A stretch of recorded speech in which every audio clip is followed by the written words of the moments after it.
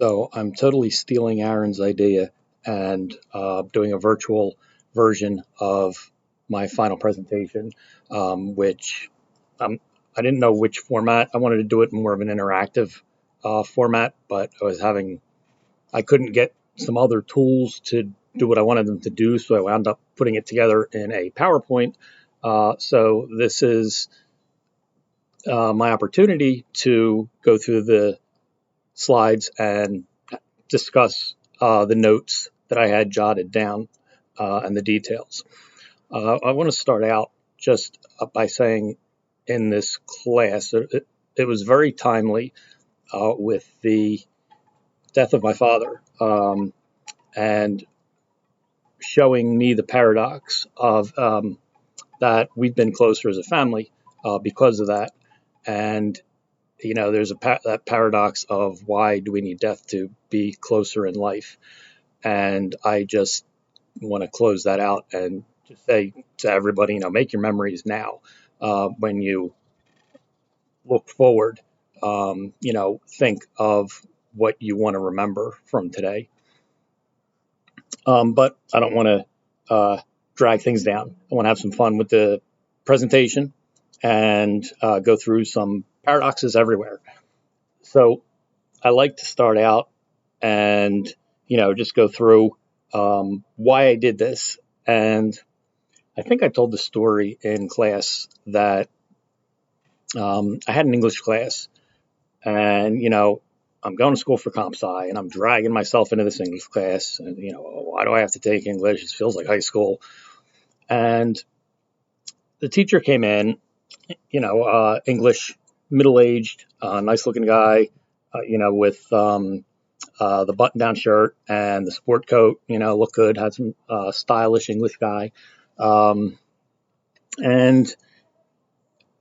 we read Gilgamesh, and we came in the next day, and he asked some question on it, and nobody could come up with the answer that he was looking for.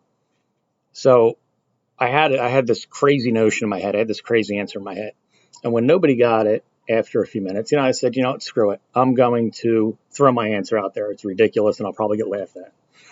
And my answer was that, one of the characters was a representation of society, and I kind of went into it about that.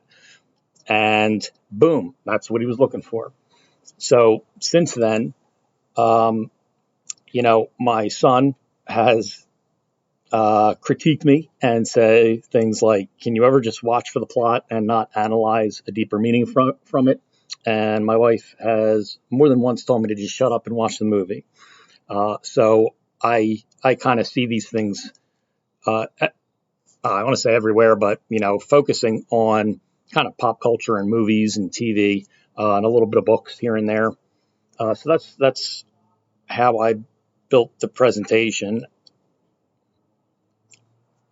So, if you recognize this meme of Buzz Lightyear and Woody of paradoxes everywhere. And I'm not going to go through and directly read every slide because I hate that. But for here, we have these points that we put so much focus on, and that these are opportunities. And I had to add scotch and beer to the bourbon to savor things as a craft beer lover. Nice, heavy Belgian quad is one of my favorite things. And to, accept these contradictions. And another point that I really take an interest in, I guess you could say, is, about this thing of multiple realities and how people are coming in with their own set of realities. So to start out, we have a scene from Star Trek, and this is the Next Generation. I could do a whole presentation just on Star Trek. There's so much in it, but this brings up issues of sentience and artificial intelligence, and there's a scientist who wants to take Data, who is the android, and disassemble him and to try to duplicate the android. And there becomes an issue of, is the android just property, or is it a sentient being that can make his own decisions? So they come up with the first officer, Riker, gets hit with a paradox of having to take the opposite viewpoint of what he actually believes in what's essentially a hearing to determine whether or not Data can make this decision of whether, to refuse being taken apart, basically. So this is where Riker is forced to take the opposite perspective of what he actually believes. I have completed my research based on the acts of Cumberland passed in the early 21st century. Data is the property of Starfleet. He cannot resign, and he cannot refuse to cooperate with Commander Maddox. What if I challenge this ruling? Then I shall be required to hold a hearing. Then I so challenge. Convene your hearing. Captain, that would be exceedingly difficult. This is a new base. I have no staff. But surely, Captain, you have regulations to take care of such an eventuality. There are. I can use serving officers as legal counsel. You, as the senior officer, would defend. Very good. And the unenviable task of prosecuting this case would fall on you, Commander, as the next most senior officer of the defendant's ship. I can't. I won't. Data's my comrade. We have served together. I not only respect him, I consider him my friend. When people of good conscience have an honest dispute, we must still sometimes resort to this kind of adversarial system. You just want me to prove that Data is a mere machine. I can't do that because I don't believe it. I happen to know better, so I am neither qualified nor willing. I'm going to have to find someone else. Then I will rule summarily based on my findings. Data is a toaster. Have him report immediately to Commander Maddox for experimental refit.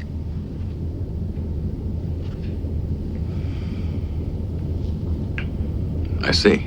I have no choice but to agree. Good.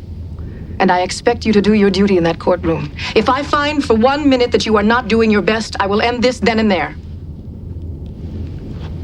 You don't have to remind us of our duty.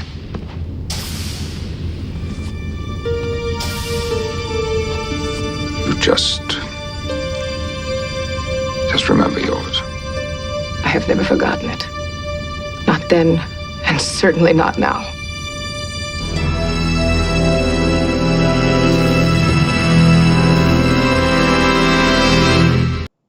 So there's Riker forced into that role of the opposite perspective. So later on in the show, Riker embraces this paradox and embraces it a little too well. And you can see here his compelling case of the opposite of what he actually believes. Proceed, Commander.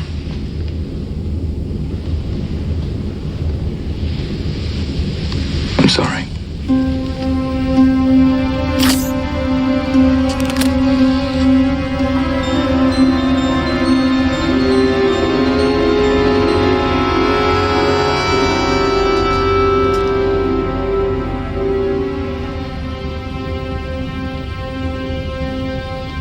The commander is a physical representation of a dream, an idea conceived of by the mind of a man. Its purpose, to serve human needs and interests. It's a collection of neural nets and heuristic algorithms. Its responses dictated by an elaborate software written by a man. Its hardware built by a man. And now a man will shut it off.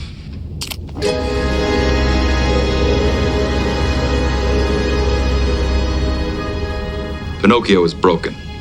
Its strings have been cut.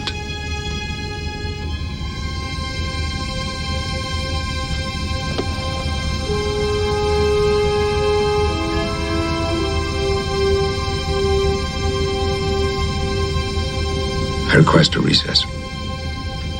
Granted.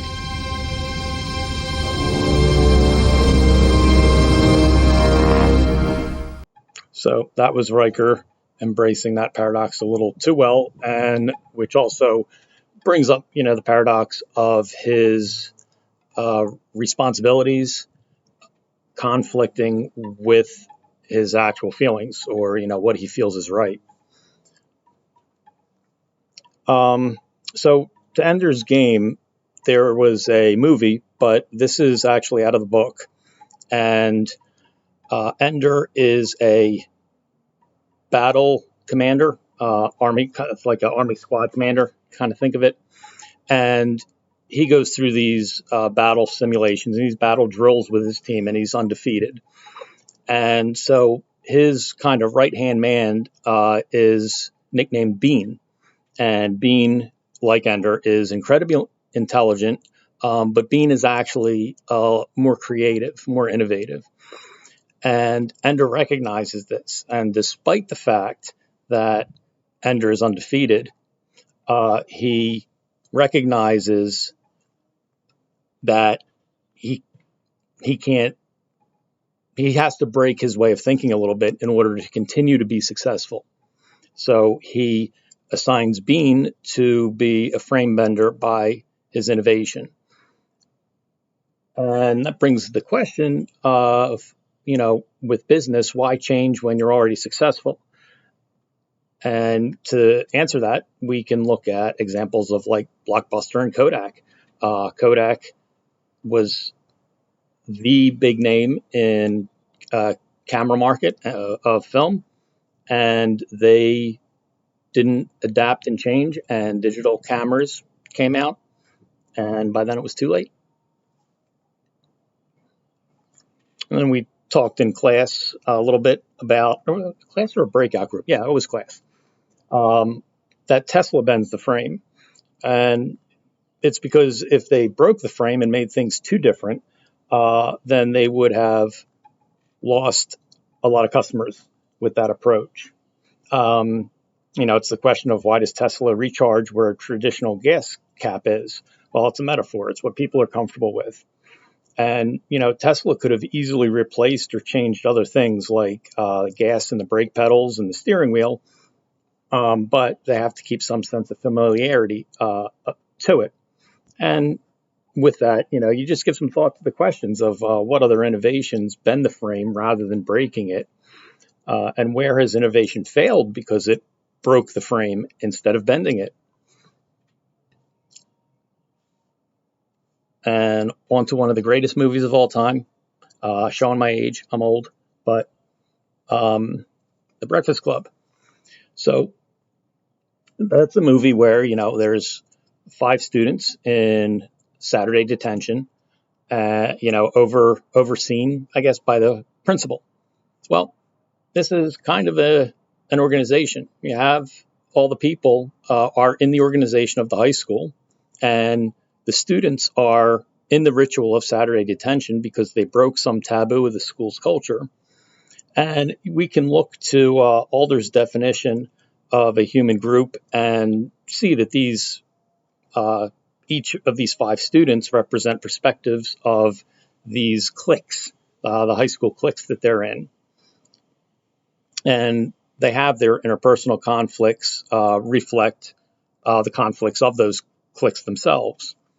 And we also see in the movie that they all have their own realities outside of the school that they bring inside. We see things like Andrew's pressure and Brian's pressure that his parents put on him, academically, and in Andrew's case, to win the wrestling matches. And one of the things we talked about in one of our breakout sessions, was, the fact that attempting to do these team building exercises with retreats or, the every once in a while kind of exercise is going to fail. Team building, in order to be successful, has to be done on a regular basis, and it has to be done both inside and outside work of having people cross silos of projects, and really have things integrated to the workplace, as well as doing these other team building exercises outside the workplace. So here's the failed team building because it's only one day in Saturday detention that they are recognizing that things aren't going to change when they come back to work on Monday. Kind of a weird time, but I was just wondering, what is going to happen to us on Monday when we're all together again? I mean, I consider you guys my friends. I'm not wrong, am I? No. So on Monday, what happens? Are we still friends, you mean? We're friends now, that is? Yeah. You want the truth? Yeah, I want the truth. I don't think so. With all of us, or just John? Doll. Yeah, it got cut off a little bit. That was a hard clip to crop exactly where I wanted it, because then it goes into a lot of anger and cursing, which I didn't want to deal with. So while watching Family Ties, yes, again, I say this reflects that I'm old, but I thought about the paradox of mutually assured destruction. That was a big thing, through the 70s and the early 80s, that there was not a conflict, or I should say a war, physical conflict kind of, because both sides knew that if one side launched the attack, both sides would be eliminated. And you can look at examples that this can relate to also, of like sunk costs, and at what point do you change your strategy, and how do you change your strategy without leaving yourself vulnerable? So here's a little realization of mutually assured destruction. Kids don't realize the importance of this issue. No, we're not talking about repainting the fire hydrants. We're talking about the future of mankind. The question you kids should be asking is why we continue to make hydrogen bombs when we already have enough to kill the Russians 40 times over. Don't be so melodramatic, Mom. From the beginning of time, there's been weapons, and there's always been a fringe element who've overreacted. But I'm sure that even in the early days, there were bleeding heart cavemen running around with signs that said, "Make love, not clubs." Alex, are you actually in favor of nuclear weapons? I'm in favor of us having them, not using them. Why do we have them if we're not going to use them? That's a dumb question, Jennifer. It's called a deterrent force.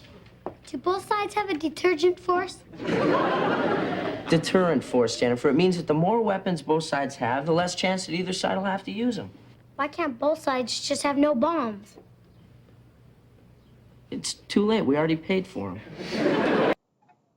So they already paid for them. There's their sunk costs, which also, led me into the movie War Games, and that plays a lot on the mutually assured destruction and things kind of spiraling out of control, and the paradox of winning by not playing.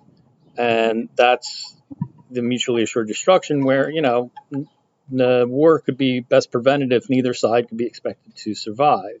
And this is where we realize that.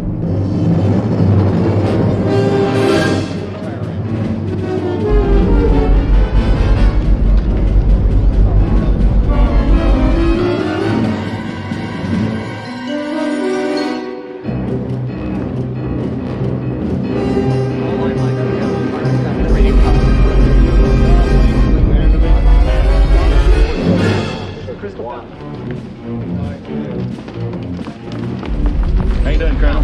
Sir, all landlines out of the mountain. They're dead. I'm trying to break through on satellites. Okay, keep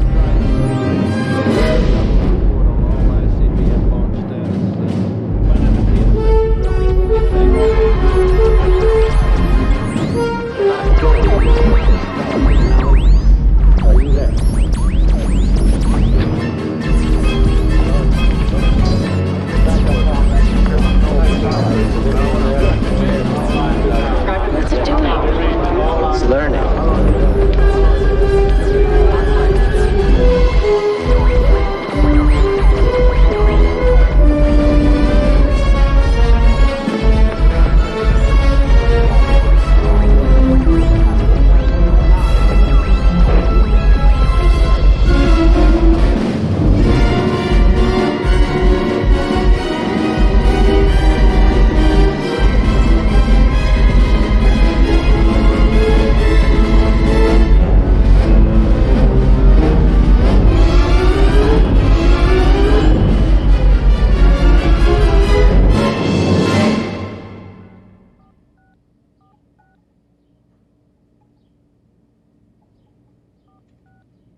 Greetings, Professor Falcon.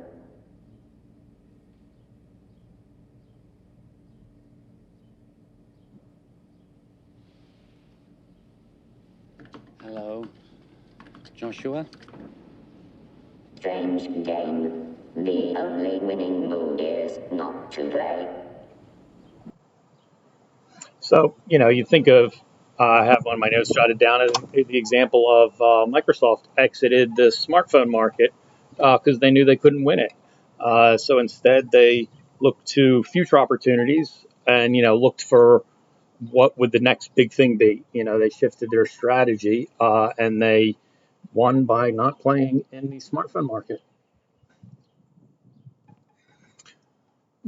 To one particular episode of Avatar, which is a show my son got me turned on to, and it's a great show. 3 seasons and, short 20-minute episodes. Great show, very enjoyable.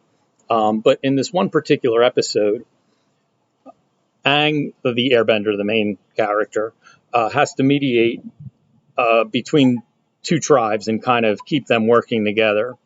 Although the 2 tribes have been fighting for almost 100 years. And through this, they become trapped in a canyon where they have to work together to get out, and Aang has to mediate this. So as we go through this, we find that the conflicts of the 2 tribes comes down to a myth. And it's 2 different versions of the same story. And that is, even though there are 2 different versions of the same story, they're both true to each tribe. The patriarch of our tribe, Jin Wei, was an earthbender warrior who was assigned an important duty, transporting our sacred orb from the Great Eastern Gate to the Great Western Gate.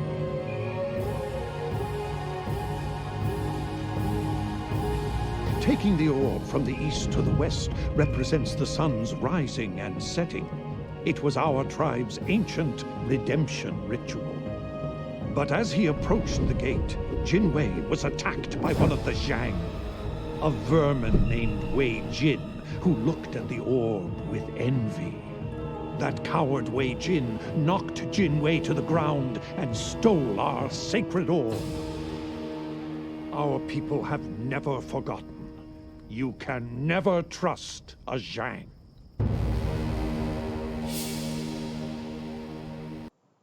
So that's the rooting of one side, and here we see the same story. Our forefather, Wei Jin, was leaving the western gate on of the our other village side when he saw a figure in the distance.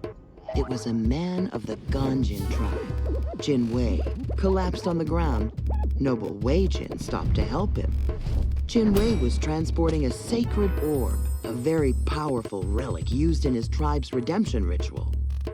Wei Jin tried to tend to the man's wounds, but Jin Wei insisted the orb was more important and asked him to take it back to his tribe. Kind Wei Jin promised to send help for the man as soon as he could. But as Wei Jin crossed the border to return the orb into Ganjin territory, he was arrested. Instead of thanking him for his kind and selfless deed, they sentenced him to 20 long years in prison. So there we have the 2 stories. So the Avatar brings them together by showing that both of their realities can actually be true at the same time. Wait a second. Jin Wei? Wei Jin? I know those guys. Yes, we're all aware of the story. No, I mean, I really knew them. I might not look it, but I'm 112 years old. I was there 100 years ago on the day you're talking about. There seems to be a lot of confusion about what happened. First of all, Jin Wei and Wei Jin weren't enemies. They were brothers. Twins, in fact. And they were 8. And most importantly, they were just playing a game. The sacred orb from the legend? That was the ball. And the eastern and western gates were the goalposts. Jin Wei had the ball and was running toward the goal when he fell and fumbled it. Wei Jin didn't steal the ball. He picked it up and started running it back toward the other goal. But he stepped out of bounds. So the official put him in the penalty box. Not for 20 long years, but for 2 short minutes. There was no stealing and no putting anyone in prison. Just a game. You're saying the sacred orb was actually a sacred ball? Nope, just a regular ball. What about our tribe's redemption ritual? That's what the game was called, redemption. As soon as someone got the ball from one goal to the other, everyone would yell, redemption! Don't get me wrong, Wei Jin was kind of a slob, and Jinwei was a little stuffy. That much is true. But they respected each other's differences enough to share the same playing field. I suppose it's time we forget the past. And look to the future. And however, there's a little twist when we find out that Aang's story was a lie. But then it raises the question, does it matter? That now his story is now the reality for both tribes. That's some luck you knew Jinwei and Wei Jin. You could call it luck, or you could call it lying. What? I made the whole thing up. You did not. That is so wrong. Now where's that custard tart? So in this episode, we have things like organizational conflict, working towards a common goal, people coming into the organization from their own realities. And one of the things watching it again for this that I really found interesting was there are times where each tribe tries to express how the other tribe sees things. So they're trying to look in the other perspectives, but they still do it within their own frame. So they still are bound by their own biases and preconceptions on those perceptions. And stories and myths are components of culture, and these are the things that bind the organization together. And another Star Trek one. I kept it to 2. This is it. But in the Wrath of Khan, there is the moment of the Kobayashi Maru as a test, and it's a paradox because it can't be won. It's designed so that it can't be won, and it's designed so that the person taking the test realizes other things like handling death. Oh, Mr. Savick, are you going to stay with the sinking ship? Permission to speak candidly, sir. Granted. I don't believe this was a fair test of my command abilities. And why not? Because there was no way to win. A no-win situation is a possibility every commander may face. Has that never occurred to you? No, sir. It is not. How we deal with death is at least as important as how we deal with life, wouldn't you say? As I indicated, Admiral, that thought had not occurred to me. Well, now you have something new to think about. Carry on. However, Captain Kirk is the only person who has ever beaten it. Before his third attempt, he thought outside of the frame, and he introduced factors that were not previously defined.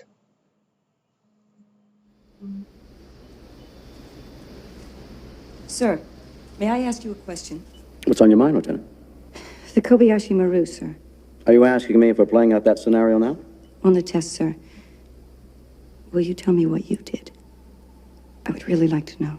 Lieutenant, you are looking at the only Starfleet cadet who ever beat the no-win scenario. How?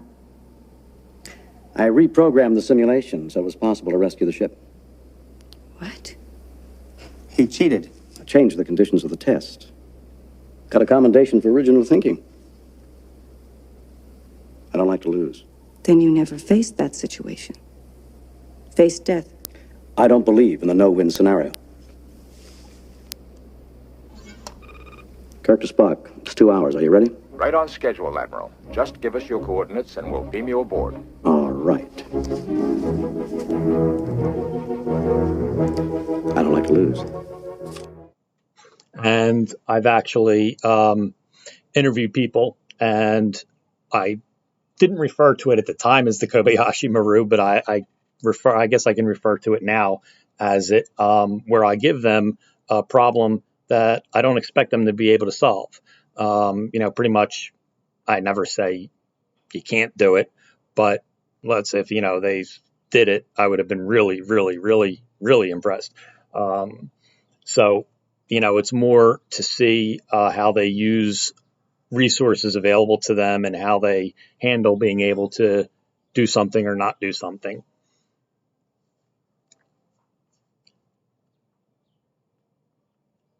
And okay, there we go. One of the things Neil deGrasse Tyson, I heard him say a while ago, really stuck with me. Just the phrase of, we as humans are intelligent because we define ourselves to be intelligent. And that, to me, I won't play this whole discussion because it's a little longer, but I do want to watch the first few minutes of it, which I think really exemplifies that fifth bullet point here, to say, the more I learn, now you have to let go of what you were very fond of, which is something, that we discussed and touched on. And I think it fits really well with what Neil deGrasse Tyson says here.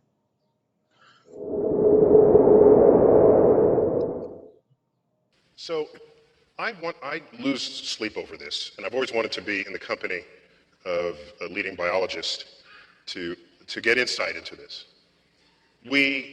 As an astrophysicist, we've seen throughout time the hubris that comes with any discovery that gets made, or the hubris that prevents the acceptance of a discovery that might demote your sense of self from whatever you previously imagined it to be. Among them is, where is Earth? Is it the center of all things? No, it's not even a significant planet in orbit around an ordinary star in the corner of a ordinary galaxy, one of 100 billion galaxies in the universe. And so here we are saying, let's search for life in the universe, intelligent life like us. Well, who are we to say that we're intelligent? I mean, I pose that not as a joke question, but it's a very serious question.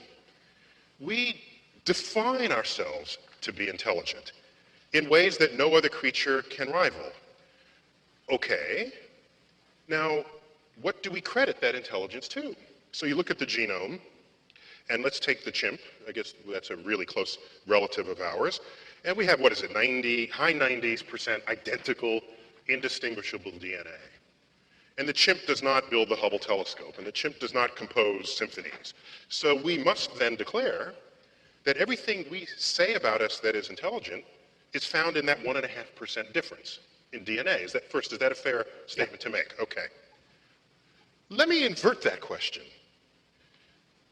If the genetic difference between humans and chimps is that small, maybe the difference in our intelligence is also that small. Maybe the difference between stacking boxes and reaching a banana, putting up an umbrella when it rains, whatever are these rudimentary things a chimp does that the primatologists roll them forward and boast about, which of course our toddlers can do, maybe the difference between that and the Hubble telescope is as small as that difference in DNA. Because I pose the question, suppose there was another life form on Earth or elsewhere, that in that same sort of vector, that 1.5% difference we are to chimps, suppose they were 1.5% different from us. They would then roll the smartest of us in front of their humatologists and say, Hawking, there's Hawking, oh, this one is slightly smarter than the rest of them because he can do astrophysics calculations in his head. Like little Timmy over here. So I wonder if we're just blithering idiots in the presence of even a trivially smarter species than us. So therefore, who are we to even assert that, number one, we are intelligent and we're looking for others at least as intelligent as us out there to talk to? By the way, is there any other species on Earth that we can talk to? Okay, Can we have a conversation with a chimp? Good random spot to stop, but it's an interesting line of thought, and I think it reflects on those points that I have detailed there on the left. area. And, back to talking about water logic. So I just have this little clip of Bruce Lee, which from things that came up in class, I'm sure at least some of you are familiar with it. And, to be formless, and I like that, and be formless and unpredictable. And, let's play that first. This is what it is, okay?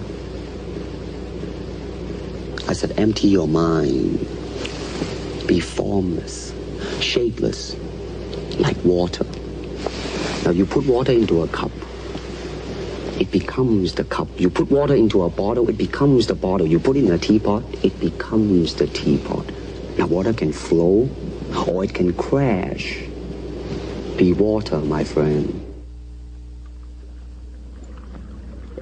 So, this is a reflection on judo business strategy as well.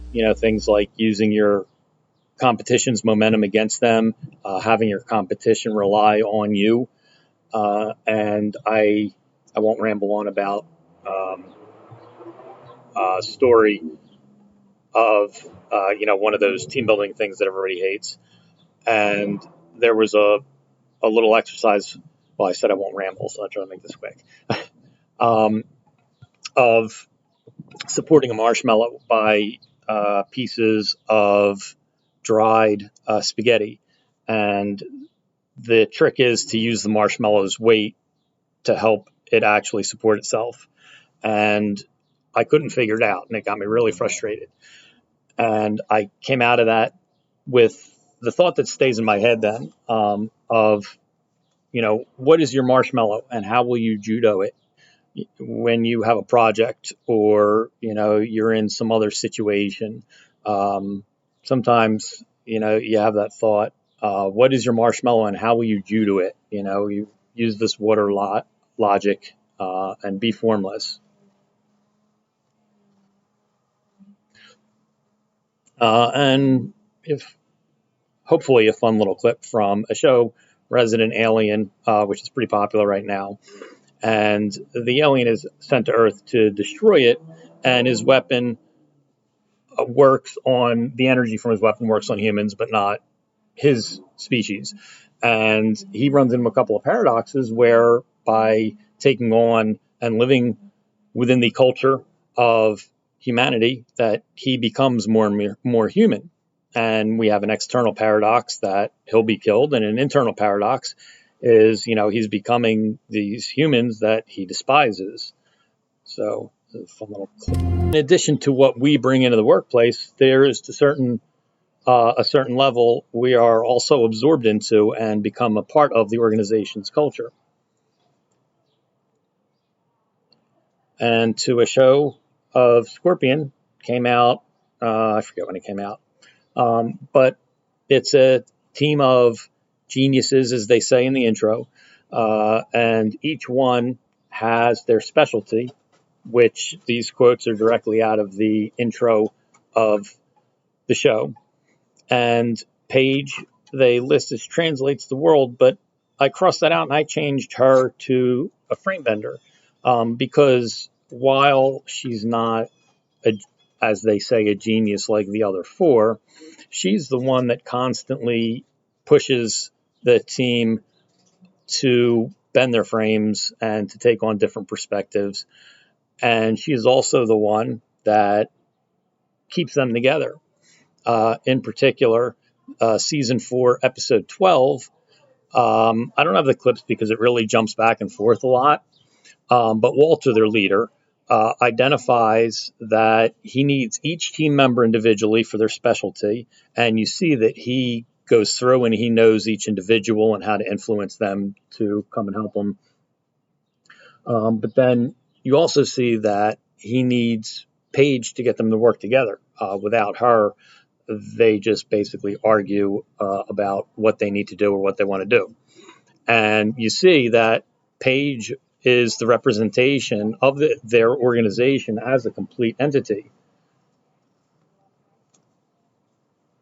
That, you can have everybody in an organization But if you don't function together, you don't have an organization. You don't have a functional organization.